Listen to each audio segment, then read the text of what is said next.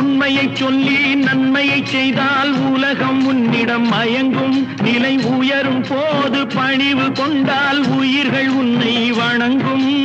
உண்மை என்பது அன்பாகும், பெரும் பணிவு என்பதும் பண்பாகும்.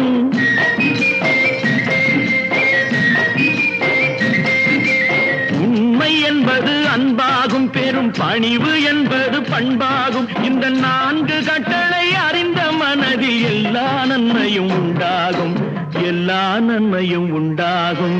6 மனமே 6 அந்த ஆண்டவன் கட்டளை 6. 6 மனமே 6 அந்த ஆண்டவன் கட்டளை 6.